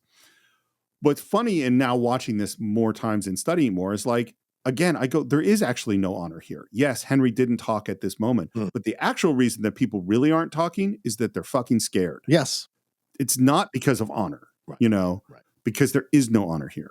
And I love the next moment where they open up the door and there are all the mobsters led by Paulie, who says this is his first line in the movie. Hey, here he is. Oh, you broke your cherry. It's so fun. Mm-hmm. They make it seem so fun, right? That you're being indoctrinated into this world. Mm-hmm. And they're all probably there who are all scared themselves, but they're all there because Paulie told them to be there. So they're not going to, deny him. So they're all like celebrating and whatever. And and if he had talked, he would have died. Right. Exactly. Would have been killed in prison. Yeah, 100%. We're at the airport where the song that's playing is, I think, Stardust Starts, Billy Ward. And now we see our first shot of Ray Liotta since the opening. This is a sexy shot. What are your thoughts on this, Steve? Rarely do you see shots of men being shot this way in the 90s, right? Like, he is shot from the feet all the way up to his body. He is leaning back on this car. He's in fantastic shape. It's a great gray suit. And he looks like a cool motherfucker, man. And the way they shoot him is sexy and powerful, right? And that's normally how women are shot in films and still kind of now shot in films. But like, it's rare when you see men shot in this way. And I don't mean Brad Pitt close up on the abs or 300 or anything like that. This is a slow pan up this dude's body. That's a sexy shot, Well, and it's style. Yes, style. Yes. It's having great style. And again, I hadn't thought as much about status until you brought it up, but now I'm seeing it everywhere. And this is a perfect example of this is the coolest cat in the neighborhood now. Yes, 100%. And we're supposed to feel like he's cool, because he's, we've seen him do the noble thing. We've seen him care about a guy whose hand is shot. We've seen him take a beating so he can live this life. We've seen him, kind of succeed and do the things that he's doing here and be revered and liked. So when he shows up as this cool guy, the work has been done for Ray Liotta by this young kid and his own voiceover and Scorsese as a director. So by the time we get to this moment, we're already ready to like this guy and to see it be fully realized in Ray Liotta. We're like 100% on board after this shot. Well, because the young character earned this position for us. Yep. And now I would like to tell you how Ray Liotta finally earned his way onto this movie, which is so Irwin Winkler continues to be just absolutely against it. Yeah. Ray has gone through all these hoops, done all this stuff, never gotten anywhere. They tested everyone and saw everyone, and they still don't have anyone to play Henry Hill. And one night, Irwin Winkler is out at a restaurant with his wife. And who is at the restaurant but Ray Liotta? Yeah. Do you think Ray Liotta stalked him? Yes. 100%. So do I. I think Ray found out where Irwin Winkler was going to be and goes up and says, "Can I talk to you for a minute?" And Irwin Winkler goes, "Okay." And they step outside and Ray Liotta says why he wants to get the part. And Irwin Winkler is sold and calls up Scorsese and says, "You're right. Cast him." Irwin, can I talk to you for a second outside? Now, did he make him an offer he can't refuse? Like, that's what I want to know. I want this fucking part, Irwin. I want this fucking part. I don't know, but it worked. And there's a lot of stories like that, how Julia got Pretty Woman. There's a lot of people, a lot of actors who, like, when they see a role they want, they will go after it and use whatever they can to get it. And sometimes it's about convincing the producer to finally see it. I mean, they had to convince them to use a Brando in Godfather. So, Well, I mean, I know I've said it a million times, but there are multiple directors who say 90% of directing is casting. And while I actually don't put it quite at 90%, because that's a very high percentage, if you don't have the casting right, you don't have a movie. It is a make or break. And the ability to see an actor in a role is most people, particularly most executives, do not have that ability. Yeah, remember, this is Winkler who, did Rocky. And we something we've talked about on the show. We've done an episode on Rocky and how Stallone had to fight to be the lead in that film as well. And so maybe Irwin kind of likes that or responds to it in a way, Yeah. So we're at the airport and we hear all about all the stuff going in and out of the airport, all of the relatives and connections we have to people at the airport, and that when stuff was moving out, they'd get a tip and that would allow them to go take out a truck. And the biggest moneymaker was Jimmy. Whenever we needed money, we'd rob the airport. To us, it was better than Citibank. And then as this is happening, because Scorsese's always going to be doing multiple things at once, we see this trucker, we're like at a diner and the trucker goes outside and then comes back inside the next second, super angry and says, Got a phone? Come on. You got a phone? It's over there. 2 niggers just stole my truck. Can you believe that shit, huh? So 2 things about this. One guy, obviously this truck driver is in on it. Yeah. And it's also, because this was a very, very common excuse, it's also part of why African-American communities had a reputation for far more crime than they were actually committing, because there were people that were always blaming it on them. Yeah. Yeah. I'm halfway through that new Max doc on the Boston couple that did that when the guy killed his wife and blamed it on a couple of black people and young black men and the drama that caused in a city like Boston. And so, yeah, that you're right. 100%. We've seen that 100% happen multiple times. I mean, what is To Kill a Mockingbird, if not that, Yeah, it's exactly that. Yeah. We're at a club and the camera is going to move through the gangsters as if we're in Henry Hill's perspective walking into the space, which to me, it sort of parallels the Copacabana with Karen having the experience of walking into space for the first time in a long steady cam shot. As we go through, we're going to see all the characters and hear all their names and their nicknames, and they're going to say, how you doing? And stuff like that. Scorsese's idea of this was flying into Mount Olympus and remembering all the gods, the legends of the past before the fall, before they're all gone. That's how he wanted you to feel. Yeah. A lot of these guys are mobsters. Yeah. There's a restaurant which we actually saw because it's in Wolf of Wall Street called Rao's in New York. Very famous Italian restaurant where people own a table. So you can't get in unless you're one of the people that own the table. And it's the detective guy who is talking to Jordan Belfort, who really was the detective guy for Jordan Belfort. He's also in this. He brought Scorsese, Ray Liotta, and Lorraine Bracco to Rao's to have dinner. And all the mobsters that have tables there came up and told all their stories. And they had a great time laughing and drinking wine and eating great Italian food, hearing the story of real mobsters. And a lot of those people are in this scene. Which is interesting because Coppola was very clear about saying, I never went to meet mobsters. The only one on that movie who actually went to talk to actual mobsters was James Caan, as far as I know. Yeah. Is for him, it's Godfather is a romantic, operatic view of what the mafia is. Yeah. Filtered through Coppola's Italian-American sensibility. That's not what this is. Yeah. Scorsese did go and meet the mobsters, and not only did he meet them and hear their stories, but he brought them into the movie. Mm-hmm. And I think everyone's favorite one is after we hear about Nicky Eyes and Mikey France. And Jimmy Two Times, who got that nickname because he said everything twice, like, I'm gonna go get the papers. And it's funny, that is certainly one of my favorite characters we meet in the Bamboo Lounge. And guess what? It's one of our patrons as well. As you know, we have our patrons can ask questions when you get to a certain tier about upcoming films. And this question came from Maxwell Israels, who says, in the Bamboo Lounge, do you guys have a favorite side character that Henry talks about? Mine would be Jimmy Two Times. I'm going to go get the papers. John, I think that was ours too. Yeah, it is. I mean, how can you not? I mean, that's such an unusual intro, and everyone talks about him and does imitations of him. And it's just a funny way. It's something you wouldn't expect. You'd expect Fat Tony or whatever they say there for some of these characters, or Little Mikey or whatever. But like the Jimmy Two Times is something I'd never seen before.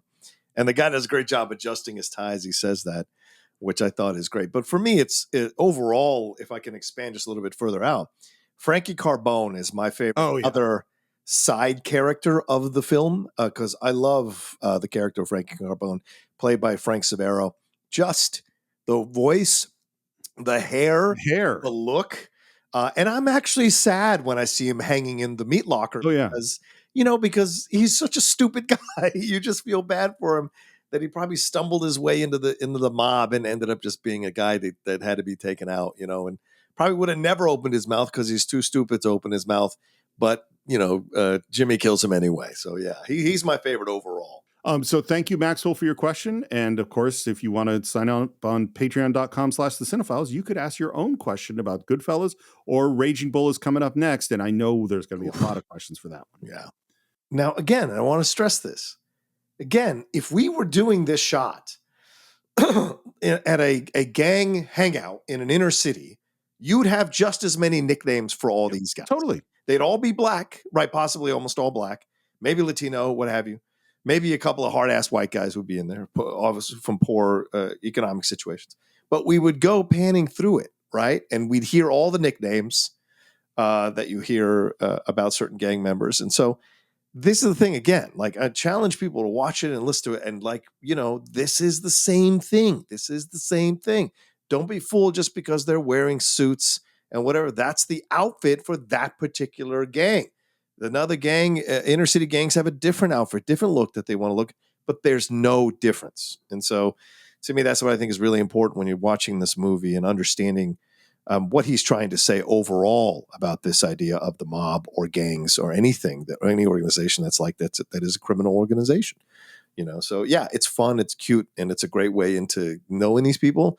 But they're all killing people. They're all hurting people. They're all stealing, robbing, and doing whatever they can so they don't come up light in the envelope to Paul. Yep, 100% agree. And one of the things we see is that we're wheeling some fur coats into this place because this is a place where we're fencing stolen merchandise. And there's some argument about it's the middle of summer. What do I need fur coats for? But he takes them anyway. Yeah. And it's also pretty ratty. And what they said was they really shot real locations. This is all real locations. Yeah. And they really didn't want to clean it up. Like they wanted it to feel real, lived in. And Lorraine Bracco, I know, said some of these places were really gross, because they didn't clean up the booze stains on the floor. They stunk and they were, they're kind of nasty places. Yeah. It's not bad for an actor to be in an authentic situation and kind of, feed off that. To us, those goody-good people who work shitty jobs for bum paychecks and who took the subway to work every day, worried about their bills, were dead. I mean, they were suckers. They had no balls. If we wanted something, we just took it. If anyone complained twice, they got hit so bad, believe me, they never complained again. Again, there is no honor here. No. Yeah. You're right. The trap is to fall into the romanticism of these scenes, right? And what Scorsese is trying to trick you with is that these are not people to be romanticized. These are not people that were good people. And so you have to kind of watch yourself and maybe ask yourself these questions as you're watching these movies about how much you buy into this stuff. And if you do buy into it, what does that say about you? Well, that's the real genius is I'm going to romanticize these figures. While you should be figuring out that you shouldn't romanticize them. Yeah, right. Exactly. That's next level. Mm-hmm. And we end up on Ray, who just looks spectacular in this suit, black shirt with that big white collar that almost entirely covers the tie. Mm. So Scorsese, as he is about most things, is extremely particular about costuming. Mm. And in particular, this collar, which I haven't seen stylistically a lot of other places, this really big collar, it had to be pressed exactly right. And you know who the only person Scorsese felt was good enough to correctly press this collar? No. Who? His mom. Of course. So Catherine Scorsese is backstage, with her iron. And if Marty doesn't think it's good enough, he sends it back to mom to re-iron the collar. I ironed it, I ironed it. He also tied Ray Liotta's tie every single day. Marty. Wow. Which I love. I'm terrible at tying ties. It's just, I suck at it. Like I getting it the right length and having it the right. But I think the idea of just that personal moment between a director and the actor, being very close to them and doing that thing, that's a neat sort of way to connect with your actor in addition to making sure you get your tie tied the way you want it. Right. Well, it's also a way of like confirming that he is the lead. You know, there's a thing about winning a role and then doing the role, right? Those are two separate things. So if you've got one of the greatest living directors tightening your tie every day, in a subconscious way, it's his way of saying, I choose you every day to be the That's a lead of great this point. movie.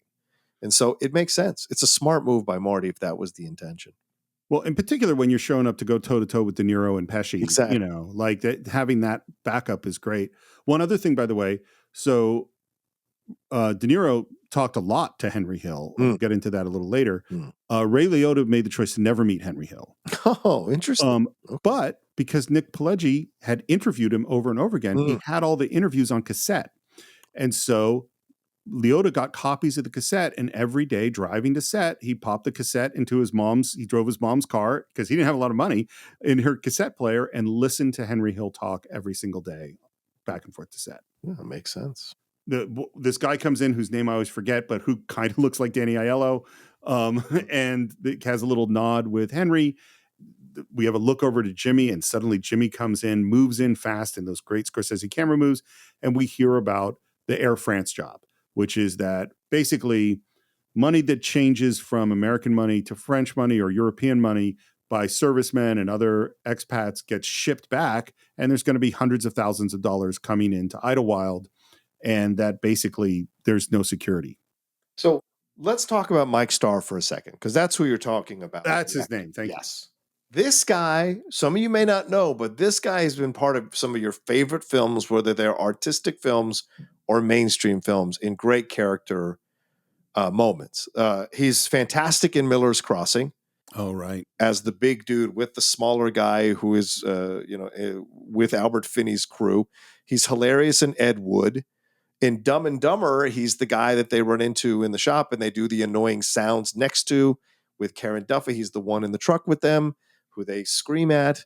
And in Uncle Buck, he is the clown that Uncle Buck punches in the face when you watch that movie. So a great character actor who's been in a number of things here. And so I love him in this movie. It has a nice authenticity so that when you see him later in the garbage truck in slow motion, getting turned over and killed and finding out that he'd been killed, it's a sad moment because the guy sticks out. He's such a good character actor. So I like that they used Mike Starr, and it was smart of Scorsese to use a guy like this that immediately has that voice and that kind of energy and girth that you buy into this guy being a security guard and being a guy who could help them pull off this heist, One of the things he does so well throughout this whole movie, and throughout his whole career, is face casting and body casting, which is like you see this person and you notice them. Yeah. Like the camera moves through a crowd and you notice these individuals because they're so unique to look at, Yep.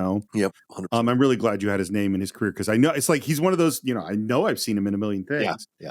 By the way, I also think, as I was saying, we're moving through the crowd and see all these people. I think it's in this scene is Vincent Gallo is one of the people somewhere in here. Yeah. We're back at the table and Tommy is telling a story. And I won't go into the whole story, but the story is basically that he's been picked up by cops and they're asking him questions and he's being belligerent and getting beaten up. He's telling him to go fuck his mother is what he's telling him. He's telling the cops to go fuck their mothers. And what's important about this, again, because we already had the thing where we said the most important things, you keep your mouth shut and you don't squeal on your friends. That's what this scene is too, is that he's talking about, this is how I stood up to the cops and I didn't squeal on anybody. Right. And it's a really funny story. And Joe Pesci tells the story in a really funny way. And Henry Hill says, Really funny. Really funny. What do you mean I'm funny? It's funny, it's a good story. It's funny. You're a funny guy. What do you mean? You mean the way I talk?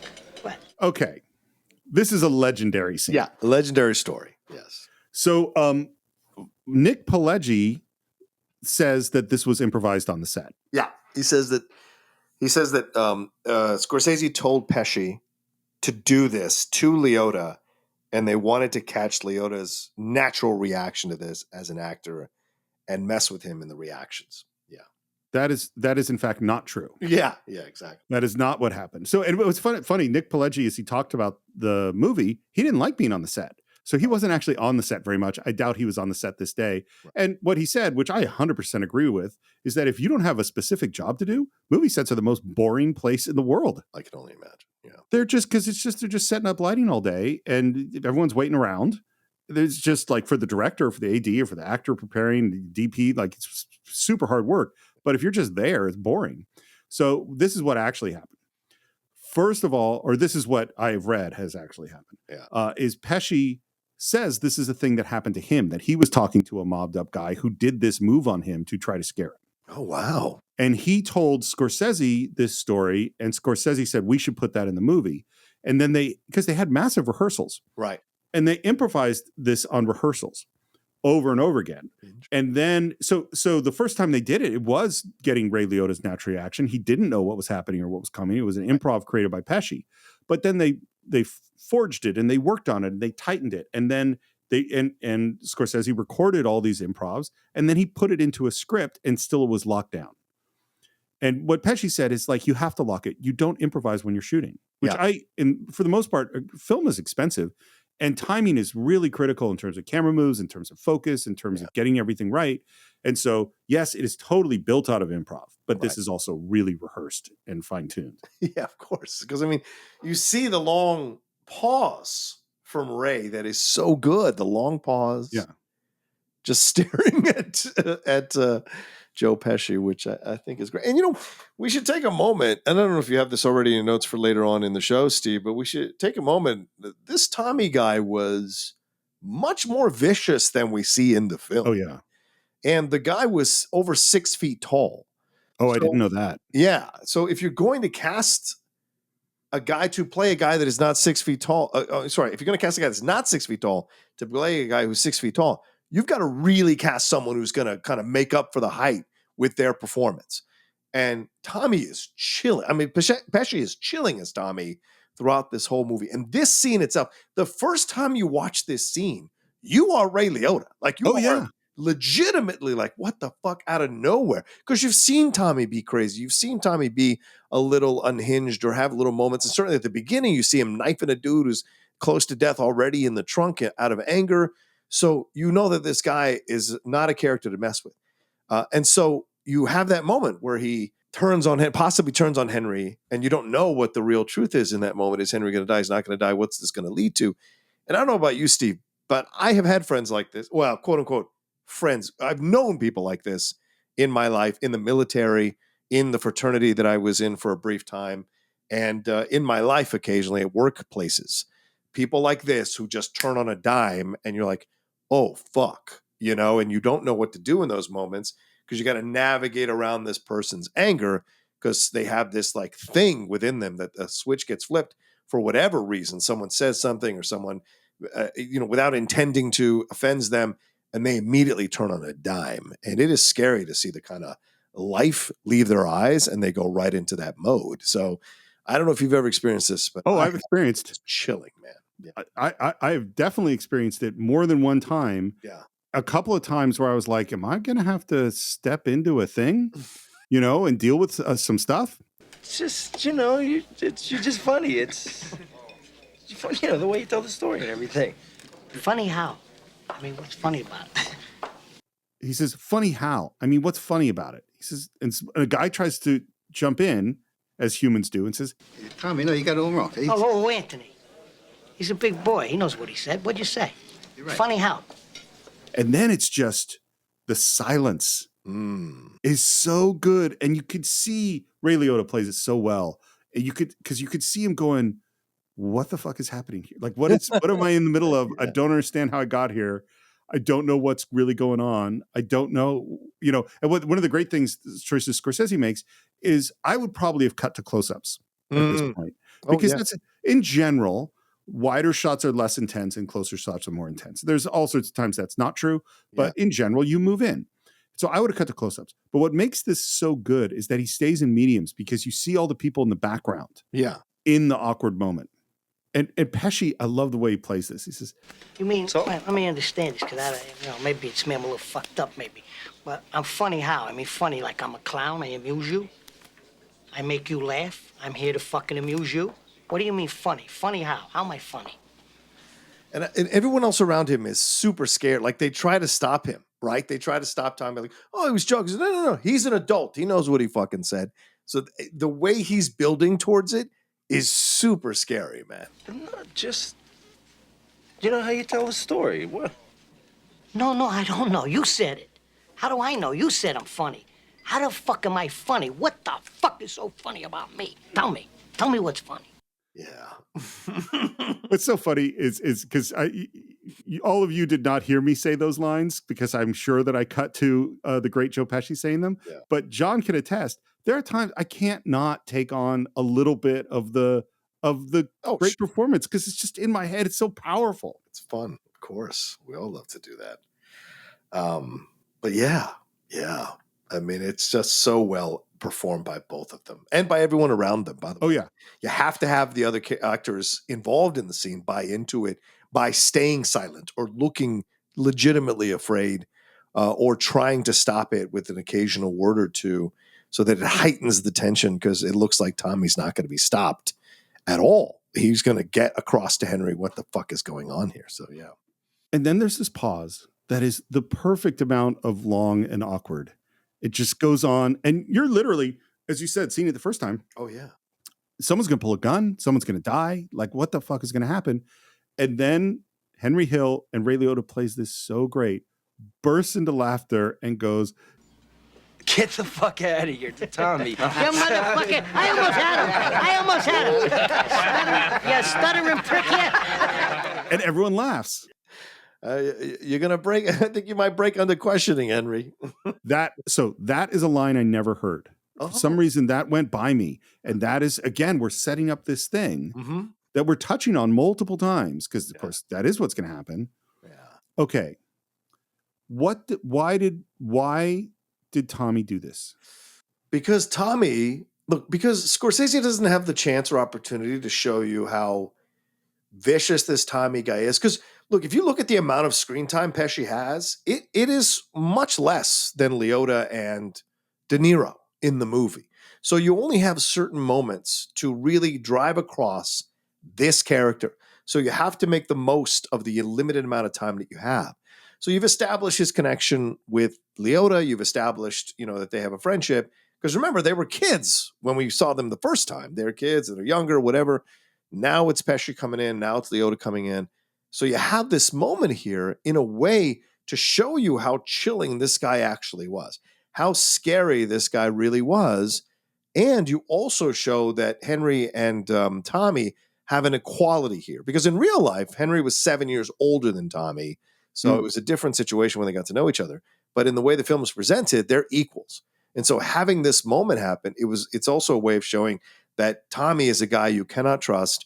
And he feels like he's owed certain things or can treat people in certain ways. Because we see as the scene goes on, how he treats the guy who runs the bar, how he treats the waiter and all of this. So it ends in a funny way, but we see like that this is a guy that has no problem not paying any bills, that has no problem scaring his friend, possibly thinking something could happen or could kill him, and attacking the owner of the establishment that he is drinking at and running up a bill on. So this guy he has no limits. So you have to take advantage of the limited screen time to show that to the audience so they can factor then later on when he's doing some of the things that he does in the film.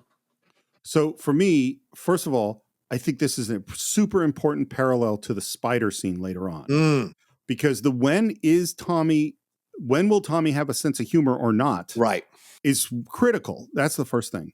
The second thing I think, and this is where, and again, I'm not saying this is the truth. I'm just saying this is how I've reframed the movie watching it this time, is that I always saw it as Tommy and Henry are friends and equals. Yeah. And that this is a moment that happens between them. But then I went, what if Henry is just one of a whole bunch of foot soldiers? Yeah. That Tommy has worked with sometimes and not worked with other times, and his status is much higher.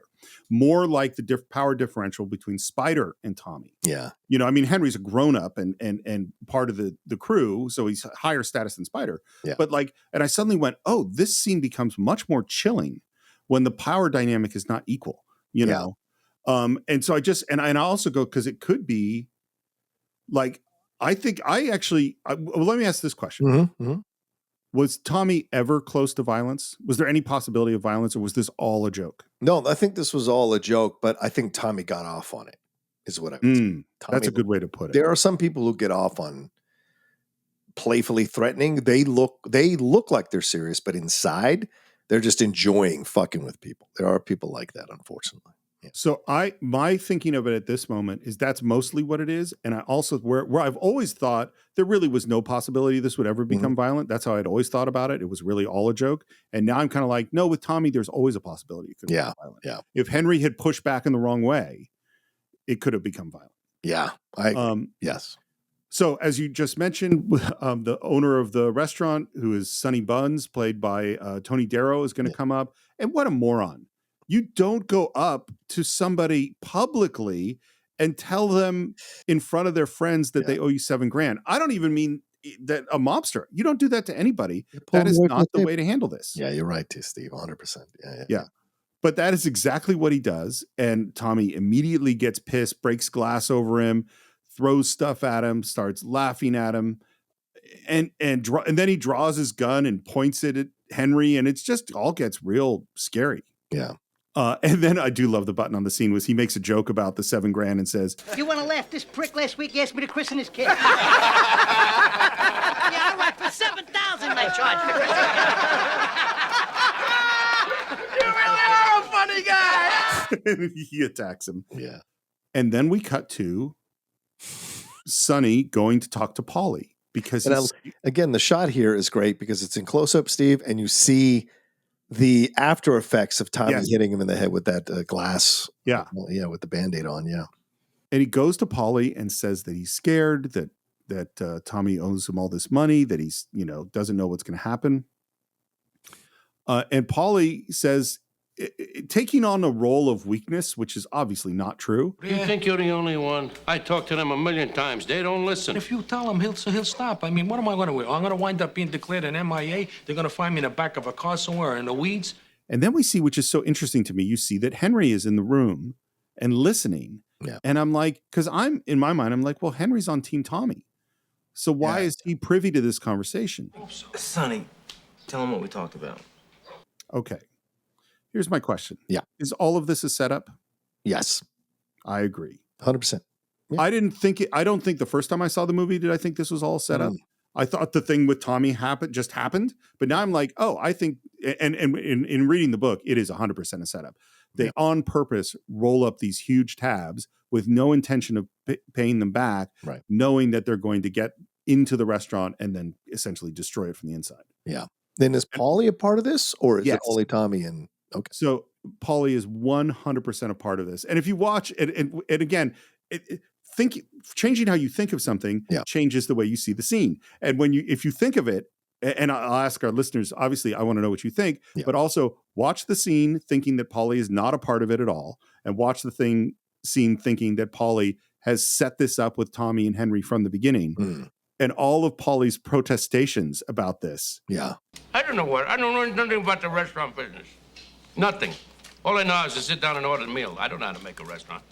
And now, as in all good cons, Sonny is pushing Paulie to do to take over the restaurant. Yeah. He's begging Paulie to take over the restaurant. And we're also wrangling Henry in to be a part of this as well. Yeah. Finally he agrees he's going to take a part ownership in the restaurant. And then we go into this great montage where we hear what actually happens. First of all, we're seeing all this contraband being loaded in and sold out of the restaurant. Yeah. Now the guy's got Paulie as a partner. Any problems, he goes to Paulie. Trouble with the bill, he can go to Paulie. Trouble with the cops, deliveries, Tommy, he can call Paulie. So that sounds pretty good, right? Yeah. You got this powerful guy on your side. But here's the downside.